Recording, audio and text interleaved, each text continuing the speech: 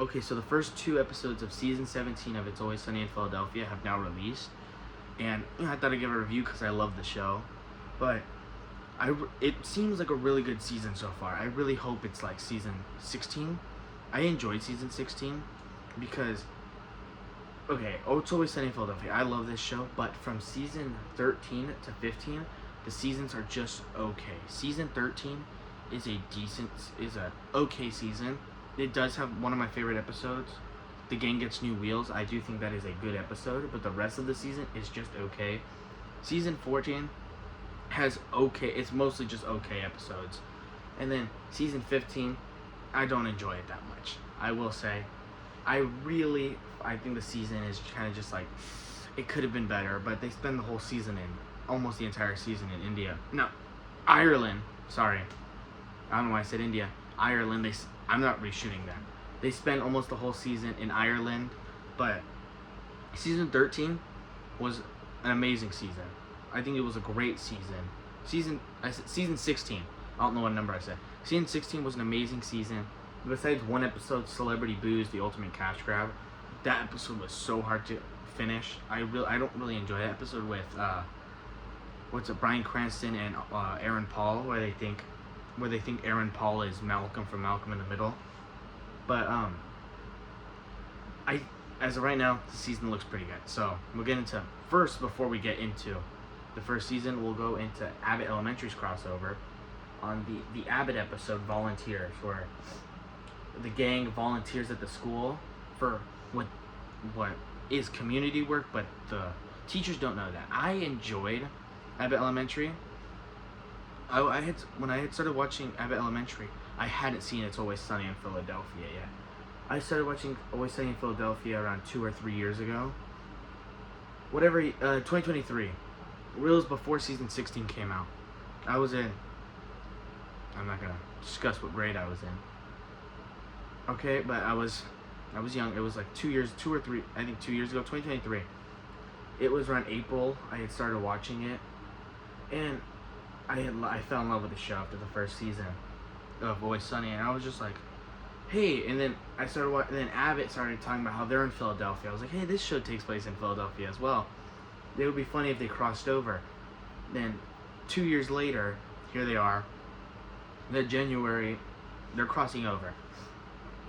The Abbott episode was pretty good. You could tell it's very much PG because Abbott, I don't know what channel that airs on before it goes on to Hulu, because it's Hulu the next day. Like Always Sunny is FX.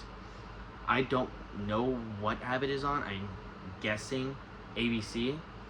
From what I know, it may be different. It's a family channel. I'm pretty sure. It's a family show. All right, family show. So it has different like restrictions. So I was like, okay, I know it's gonna be kind of tame. It was, but it was like a good tame. Like I enjoyed it. It was a good episode for what it was. Sorry, my nose is really itchy.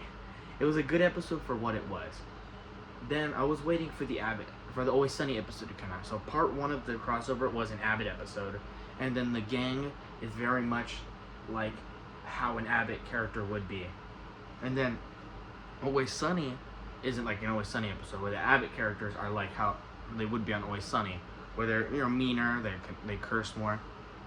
And like there's a few scenes where Janine, the main character in Abbott, if you don't watch Abbott, curses, and I think it's really funny, because it's uncensored, and I think it's really funny. One thing with the Volunteers episode, barely any Dennis, because Dennis, very ironic, Dennis doesn't want to be recorded without his permission. Which, if you've seen Always Sunny, that's what Dennis does all the time.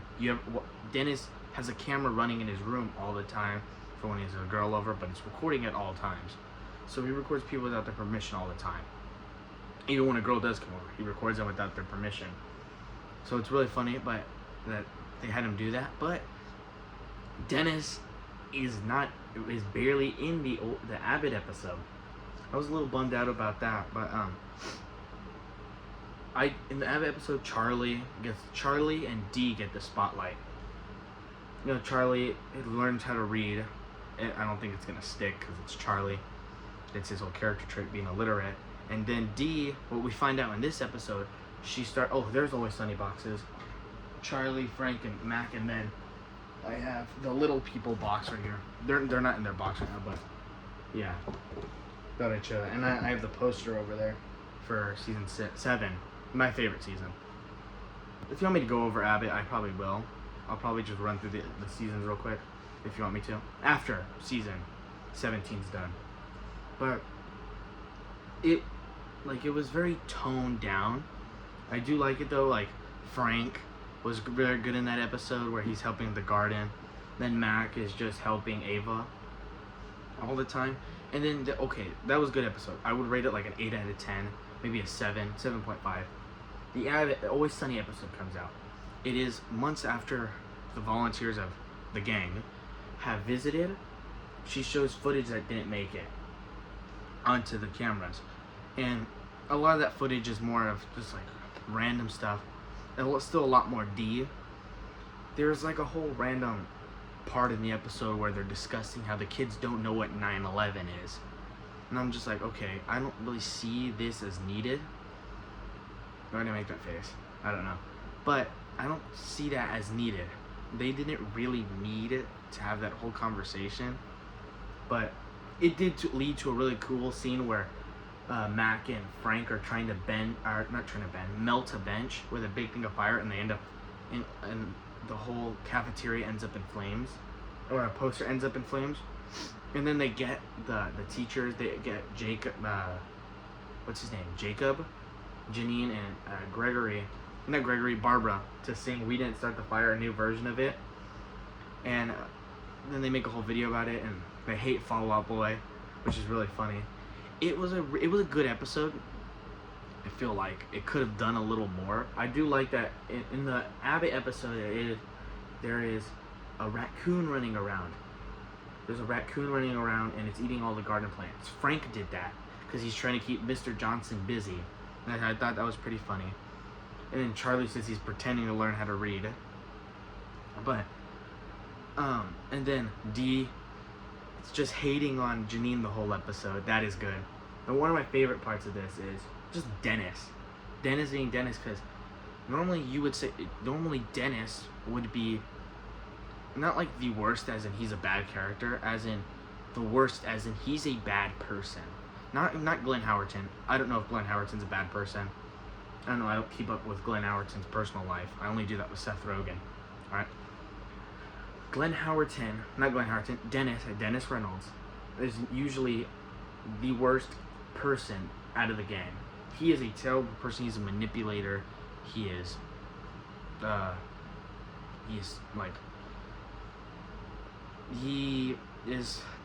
manipulates women. He assaults them sometimes. He harasses them for sure.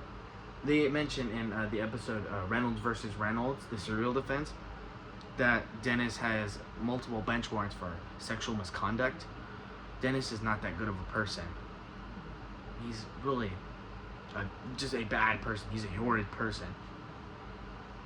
But they made him really tame in this episode, and I just thought that was really funny that D was doing the worst in this, and then Dennis was probably the most calm one out of all of them. I do like when he was making them coffee and stuff. But sorry, my AC is really loud. It gets really hot. It's summertime. But I do just I think it's a really good episode. But again, feel like they could have done a little more with just these characters. I do like that they bought him a new coffee machine at the end of the episode, but then Frank ripped out all their copper pipes. And I do like there's a scene where Mac, Charlie, and Frank are trying to get members for their basketball team. They're maybe a little racial,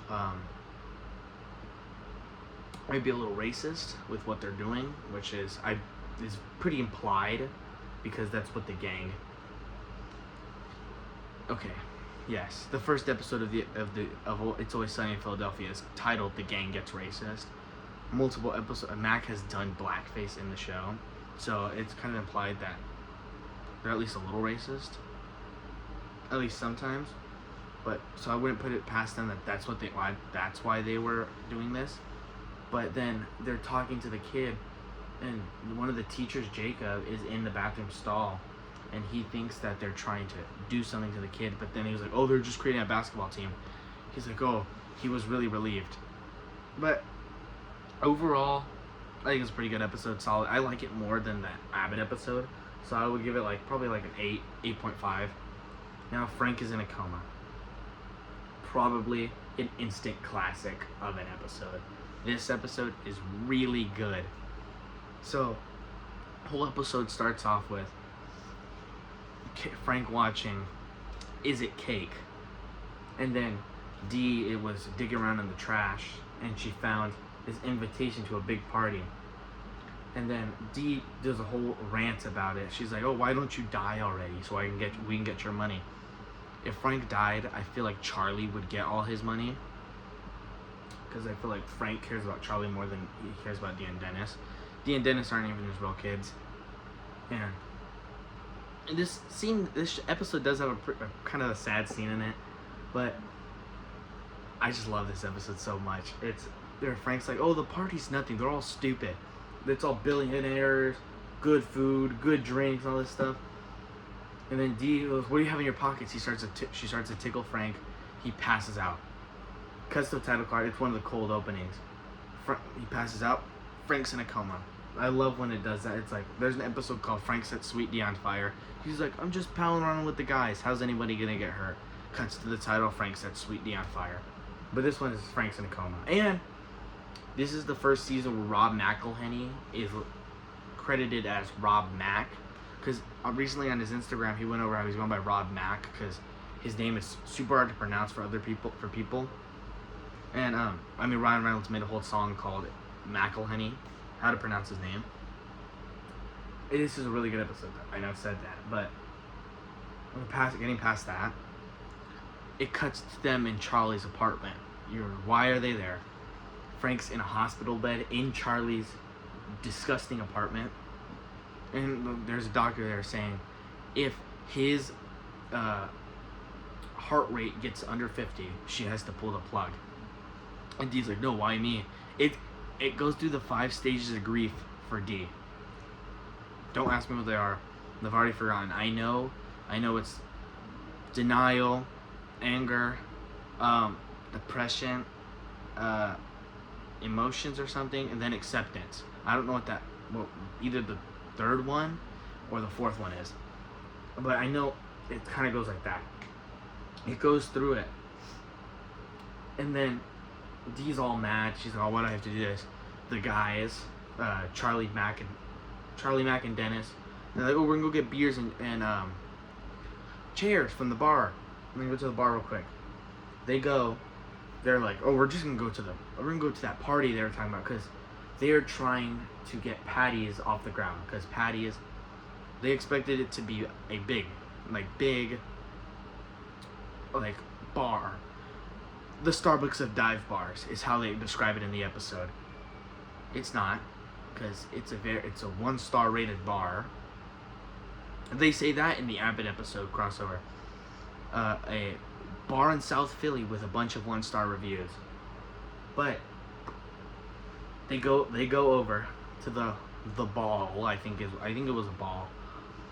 And they're immediately treated as servants. They're treated as not servants. What are they called? Oh my god, I'm so sorry if you're one of these. If you're a worker, just a worker, someone who's working there. Waiter, I guess. There's someone who's working at the ball. They're treated as that.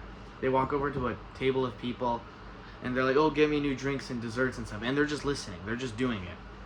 And they go to the bathroom. They're treated as towel people. They're handing a towel, and they're saying like, "Oh, we can use these people to expand Patty's into a big dive bar." They meet this guy, one of the Wolf brothers, Nate Wolf or Alex Wolf. I don't know which one it is. I know it's one of them. You can't ask me, "Oh, which Wolf brother is this?" I don't know. Is it Alex Wolf or Nate Wolf? I don't know. Whatever one, it's not, it might not be the one who was in Jumanji. It might be I don't know which one that was. They look the exact same. It's not like asking me, oh, which Franco is that? I'm like, oh, that's Dave Franco. That's James Franco. Or that's the other Franco. I know there's a third one. But, no, I don't know the difference between them. Well, obviously they have a difference, but I don't know which one's which. They're not even twins. I don't even think they're twins. I'll look it up afterwards. But he goes up to them. Hey, I hear what you guys are talking about. And, I can help, or like, oh, they're talking, and he's like, oh no, I wasn't taking a dump, I was doing coke. They give him coke. Dennis, who has been on drugs before, there's multiple episodes where he gets addicted to crack and other drugs. You're just like, oh, Dennis. I thought, if being honest, I thought it was gonna be a whole episode where Dennis gets addicted to drugs again. But, which I wouldn't even mind, because it's those Dennis and Dee go on welfare, and Frank falls out a window. Those are good episodes. Those are 2 episodes where they get addicted to crack. Or Dee and Dennis get addicted to crack. But, yes, so they all do a hit, all 3 of the guys. And then he's like, hey, we can take you to this cool after party. They walk out. Oh, and in the Abbott episode, they were conspiracy theorying, saying, oh, the government did it and stuff. And it's referenced in here again. He's like, you're none of these spineless lizard people. He's like, lizard people? And they're like, no, don't start doing that. And, so they go to the after party. Charlie starts to miss Frank. Not miss him. Start to worry about him, saying, hey, it's been a while. Is he probably dead? And they're like, all right, we'll leave in about an hour, and if you're still feeling this way, we'll leave in an hour. If you're still feeling this way in an hour, we'll leave. He's like, all right. And the guys come up, hey, I know this even cooler place. And we can go to. They're like, a cooler party than this? Let's go. They run. Oh, the guy, he's just doing more drugs. They're like, oh, there's more drugs. So they're doing more drugs. He's like, oh, this is different. He's like, yeah, that's crystal meth. They're what? Like, yeah. So they're all on meth. And they're going around to this other party. It was other place. Which, I don't know the passcode. It's a different type of drug as the passcode to enter the place. It's not a party.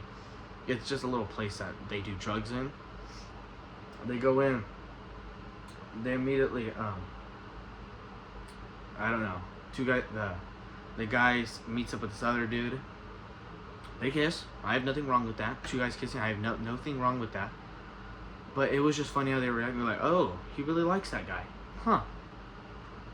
Oh, he really likes that dude. That's how they were doing it. And he sits on a mattress that's on these other people on the couch are like this. All passed out from the... Sorry, I have Funko soda cans right here. They're like all passed out from the other on the drugs. And the guy takes off his shoe because he's gonna inject heroin into himself, which I didn't know you could do it through your foot. But my mom said you can do it through any vein.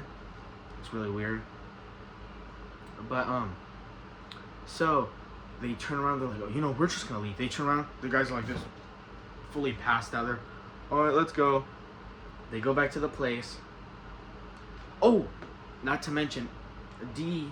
I totally forgot about this plot. Dee. Okay, this happens in between while they're at the ball. So they're at the ball. Okay, so let's say right here is when they first got to the ball. Right here is what's happening right now, and right here is when the guys leave. One of the Wolf brothers. They don't say the guy's name. They meet in the bathroom. Sorry, I'm getting all over the place. They meet in the bathroom because one of the Wolf brothers say, oh, I hope your dad dies because my dad sounds just like him and my dad didn't love me. And they're like, oh, sorry about that. He's like, oh, don't worry about my dad. He's 6 feet under in a box. And so that's how they meet. And we don't say his name, but he took over his dad's company. One of the Wolf brothers. Again, I don't know which one it is. So Dee is talking to Frank as he's laying in the coma. That when she gets his will, she wants to get a BB. She wants to go down to South Africa. Not South Africa. She wants to get a BBL, then go to South Africa.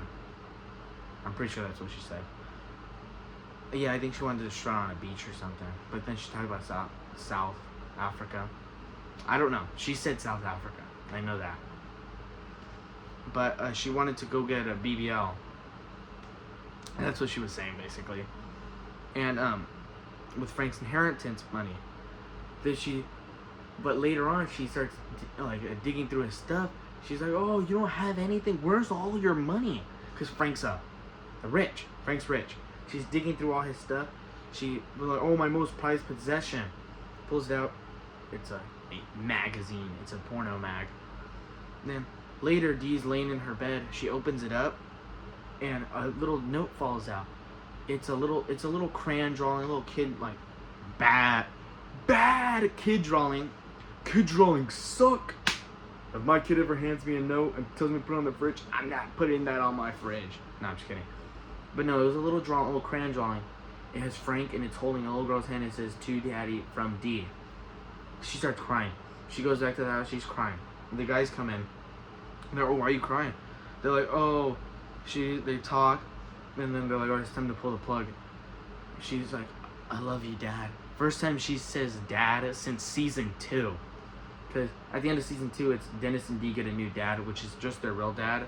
So they start calling him Frank. They stop calling him their dad. They start calling him Frank. But she says it. And I was like, "Oh, that's really sweet." That's finally actually something sweet happens in this show. But then